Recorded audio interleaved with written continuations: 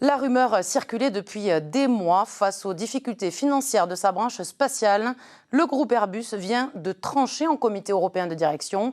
Entre 2500 et 2600 postes devraient être supprimés chez Airbus Defence and Space d'ici 2026. Une coupe importante mais nécessaire selon le géant de l'aéronautique. Des précisions avec Marie Martin. La principale raison de cette suppression de 2500 postes, ce sont les programmes de satellites, télécommunications et navigation. Adaptés aux besoins de chaque client, produits en petite quantité, ils lestent les performances financières du groupe, contraint à des provisions exceptionnelles. L'annonce aujourd'hui n'a donc pas tout à fait surpris. Cette provision vient plomber les résultats attendus de l'ATS et nécessiter une réaction forte de la part de la direction générale pour retrouver une situation d'équilibre avec les perspectives de revenir avec une profitabilité et un niveau de 5% d'EBIT en 2026. Comme Thales Alenia Space quelques mois plus tôt, Airbus prend donc des mesures fortes. La question d'un rapprochement entre ces deux poids lourds du secteur pourrait bien ressurgir. Aujourd'hui, on peut se poser la question sur la pertinence d'avoir deux acteurs majeurs en France.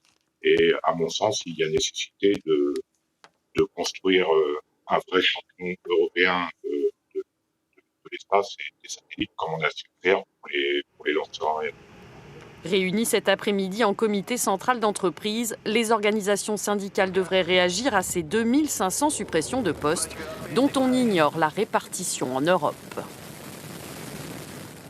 Et justement, Cédric Lenevanen de la CFTC Airbus Group branche Defence and Space est à mes côtés. Bonsoir. Bonsoir. Alors, cette annonce n'a pas vraiment surpris, mais le chiffre est plus élevé que prévu. Est-ce que déjà vous avez eu quelques précisions cet après-midi sur la répartition de ces suppressions ? Pas du tout. Pas du tout. Et c'est bien la première inconnue. C'est une fois qu'on a des volumes, comment ils sont répartis entre les différents pays de la branche Defence and Space en Europe. Et oui, je rappelle qu'à Toulouse, 5000 salariés travaillent pour cette branche. Ils sont inquiets. Avez-vous eu des contacts aujourd'hui avec eux ? Ils sont inquiets, pas depuis aujourd'hui, puisque en fait, les annonces financières ont commencé début de cette année. Et on se doute bien que le plan de transformation qui nous est promis depuis juillet va avoir des conséquences sur le travail des salariés. Ben oui, parce qu'il n'y aura pas, a priori, pas de licenciement sec, ça va être une réorganisation. Ça va être tout l'enjeu là, de ces prochaines semaines, savoir où vont aller ces salariés. Alors, pour être franc, la chose qui est sûre, c'est la réorganisation. Derrière cette réorganisation, on ne sait pas comment elle va se manifester, mais concernant les licenciements secs, rien n'est sûr. On a un chiffre, nous, comme d'autres organisations syndicales, nous battrons contre des licenciements secs. Ce n'est pas du tout l'idée. Donc l'idée des licenciements secs n'est pas totalement écartée encore, à l'heure où on se parle. On n'a pas suffisamment d'éléments pour dire que c'est écarté. Ce qu'on peut dire, voilà, c'est que c'est refusable. Ce n'est pas du tout l'ambition. On peut entendre une transformation, on peut ne pas entendre des licenciements secs. Alors justement, cette réorganisation est considérée comme nécessaire, je cite, par le comité européen de direction Airbus, pour retrouver de la compétitivité. Est-ce que vous êtes d'accord avec cette analyse ? Avec l'analyse financière, on peut qu'être d'accord. Je veux dire, ce sont des chiffres, ils sont indiscutables. Et avec la réorganisation, les syndicats sont d'accord avec en fait, on n'est pas opposé. Alors nous, la CFTC, on n'est pas du tout opposé à une réorganisation. Je n'ai pas de dogme par rapport à ça. On a des objectifs de maintenir des compétences dans les sites existants, de maintenir l'activité en France et en Europe. Après, s'il faut réorganiser pour ça, réorganisons.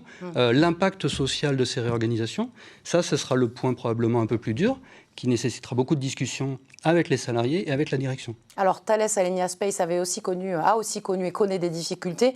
Est-ce que la fusion entre Airbus Defence and Space et Thales va presque devenir incontournable ? C'est un sujet qui nous suit. Là aussi, qui va être important dans les prochaines années. C'est un sujet qui est sur la table depuis plus de 20 ans et il n'y a pas de raison qu'il sorte de la table parce qu'il y a un réel problème de transformation du marché des satellites et un réel problème de compétitivité de l'Europe et de cohérence de l'Europe. Le marché du spatial a pris des parts de marché très importantes ces dernières années. Qu'est-ce qui se passe avec l'industrie spatiale européenne ? On a pris trop de retard ? C'est même pas tant une histoire de retard, c'est une histoire d'investissement commun des pays européens, parce qu'on a les nations d'un côté et on a l'Europe de l'autre côté. On doit agir avec une cohérence.